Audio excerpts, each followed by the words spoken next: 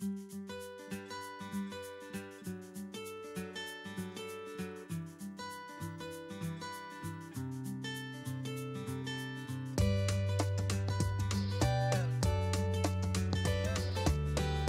last time we sat down together, you're just about to launch your first book in a series.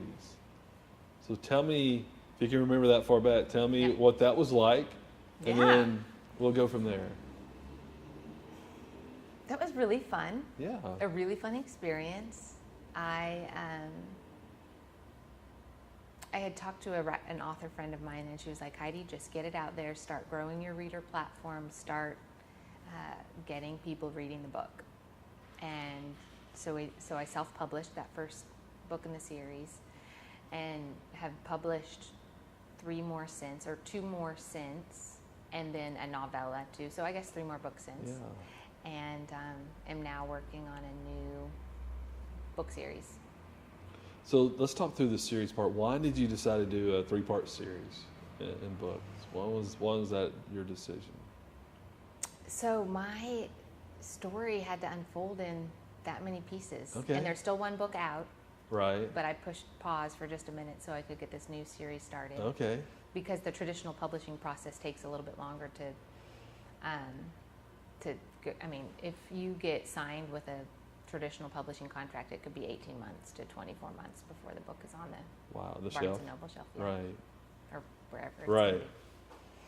So I paused, did that, and 1 more book will wrap up that series. Okay, so you've done 3, you got 1 more coming? Is that what you're saying, basically? Mm-hmm. So you're just leaving people in this massive cliffhanger Yeah, nobody's for a period of happy. time. Yeah. So you self-published the first 3, Mm-hmm.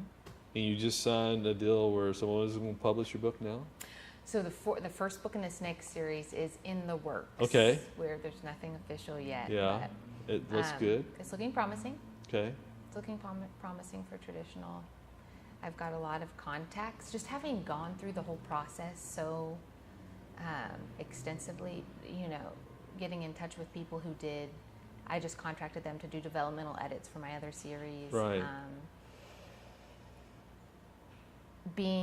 Going to writers' conferences and retreats and getting in touch with people in the industry, it just helped to expand my connection base, and you know how that is. Yeah, That's sure. what you're great at. You just doing. networked. Yeah. So, Got to know people. Yeah. So tell me, what did you learn about yourself writing these 3 books? Both the storytelling part and just the whole process of it, that maybe you didn't know when you first started this, that you thought you might have known, but maybe you didn't, and then you go, I mean, so much. That's why I'm having. Yeah, such no, that's sure. Well, I learned that writing is a really good fit for my personality. Okay, why is that? I mean, Because I've talked with Jacob about this too before. It's like I'm the one that can decide how hard to go, how much to push, what's got to happen to get the book done, Right. to get the job done. And I'm highly motivated by goals and just making things happen. Yeah. And so this is like a really great fit for that, because it can go as quick and big and as I want to make the project. So I've liked that. And that's just the writing process, Right. because the whole process takes, lots of help from a lot of Right. people. But in the initial crafting of the story and getting it to the point where another pair of eyes are going to get on it, Right. it's great. So how many people you have review your book before? So usually I work with a gal who I'll usually have someone do developmental edits on it. Right. Where it's gone through a couple of drafts, and then it's like, okay, someone who reads a lot or has a perspective about this genre of book, just tell me what you think. And I've done that with one person, I've done that, and this gal does it on the side professionally. Sure. But I've also done it with just, 2 or 3 of my friends that I know are readers, like, give me your honest opinion. Right. When I first did that, though, I learned that you can't just, there are some friends, I have tons of great friends and tons of great friends who are readers, but it takes a special someone to be able to give feedback on a book. Right. Because you have to have someone who's just willing to be like, yeah, that really sucks, you know, or whatever they're about to say. Right. Without feeling like your feelings are going to get hurt. Yeah. So, and my initial, I remember that with book one in particular, like the very first book I ever wrote. I'm like, listen, rip me apart, rip me to shreds. But it takes a special individual to do that. So how did you have the intestinal fortitude to be able to let somebody tell you what you just worked on really hard really is really horrible? It's really horrible. But it's because I always have the end goal in mind, which is I want eventually for a lot of people to read a book right. of mine, close it when they're done and say, that was a really amazing book. And if I don't go through the process of people saying, well, this sucks and this is why, or hey, this isn't working here. I mean, they don't have to say it sucks. They can but whatever. I mean, they could if they want. Right. But,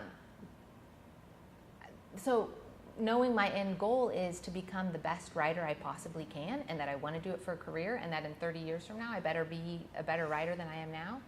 The in-between, you know, the comments or the feedback that I get in the in-between doesn't have so much weight, you know. And that letting go of that, and this will feed back to that first question you asked about releasing that first book. I had to get to the point where once I released that into the world, once I was actually finished, edited, formatted, book cover, processed, published, and out, I just had to realize, and I had listened to people give this wise advice, so it's not like coming from something I realized myself, but you have to just let it go and let it be what it is. And there was a quote, oh my goodness, all the English teachers are going to cringe, I don't remember the guy. Who was it? And it says, very well, do I contradict myself? Very well, I contradict myself. I contain multitudes.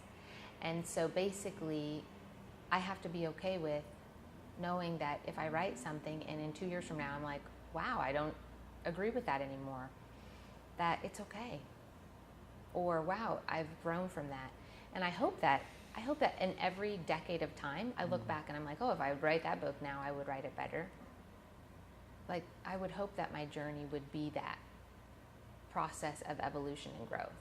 And if it's not, then there's something wrong. Like, that's a big deal to not look back at your work and say, yeah, I've improved. So. No, that's good.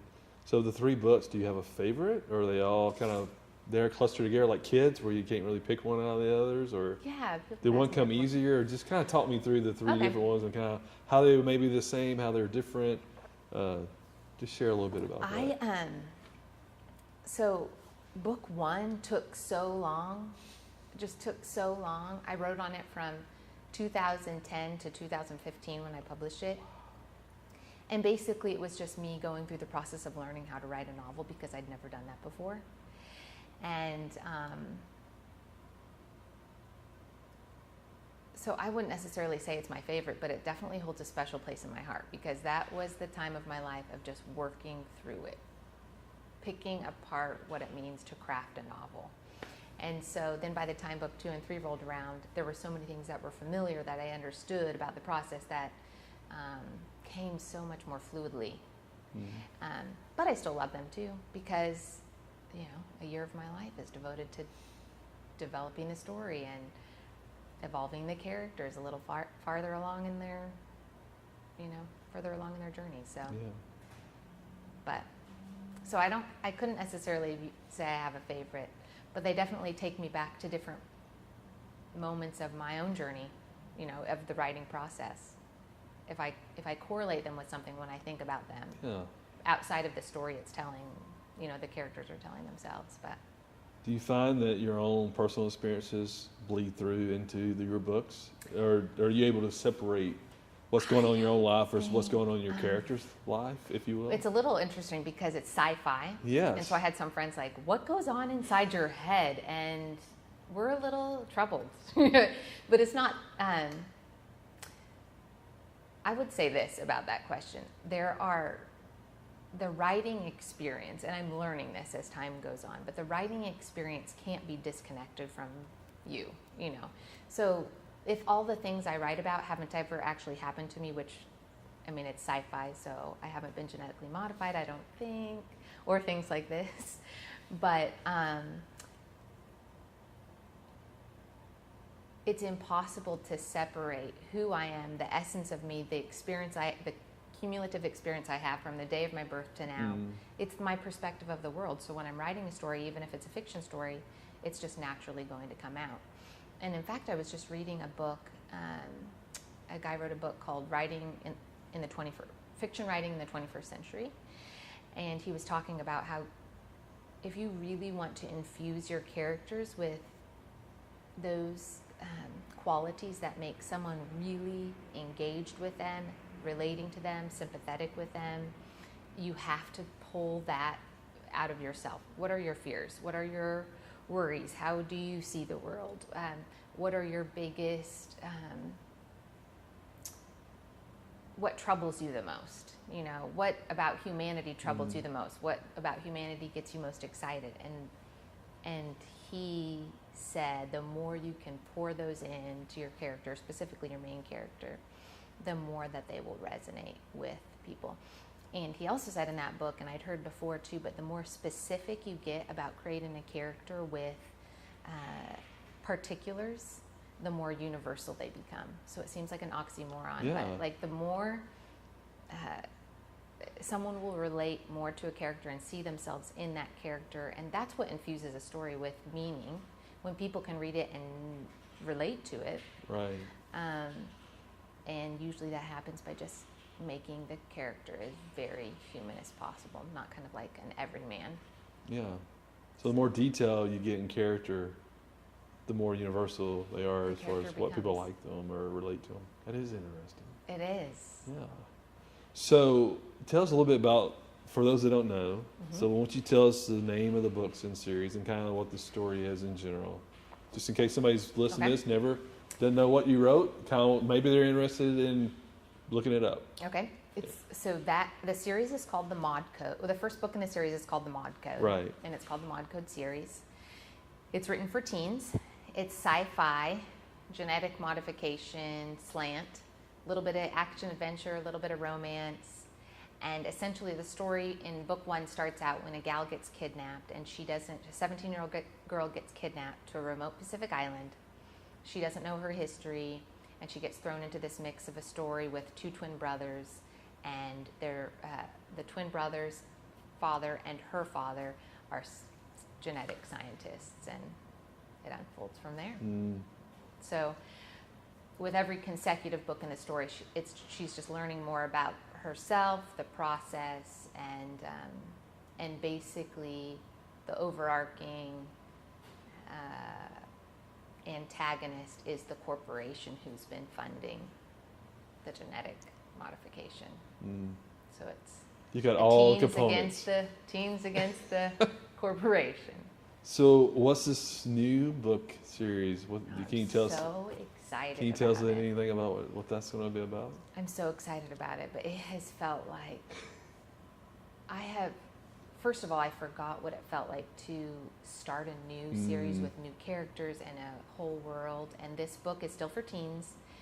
It's fantasy and involves interplanetary travel, not science fiction and not high fantasy like unicorns. It's all very human experience based, right. But there are planets, and it's a giant battle between light and dark. But anyway, getting down that story, and I mean, it has really taken me back to some of what it felt like to start book one of my last one. I mean, with more tools in my tool belt, right. Luckily. So it won't take you 5 years, probably. 5 years. I'm trying to get it done by this summer. I mean, just the first initial. Yeah, sure. First draft, if you will, yeah. Well, Or you're already through the first draft, I'm guessing. I am almost through that first draft, and this has been interesting because I went through the first draft halfway, then I restarted because I was going to a writer retreat, right. and they were going to be giving me feedback, so I redid the first part. So it's kind of come in pieces. It's been this giant, crazy conglomeration of writing, but it's been amazing. Yeah. And I'm really excited about it. So I have like 14 follow-up questions. I'll start with this one. Okay. How many times do you have to write a book before it becomes a book? For those who may be watching this and wondering, I know it's different probably for different people. Yeah, but I think so. just in general, And I think it becomes different, or I've seen it become different for me as I've evolved as a writer too. I mean, Right. so many drafts. Book 1, series 1, I can't even, 5 years, how many drafts? I can't even tell you. I probably rewrote the beginning of that story 50 times.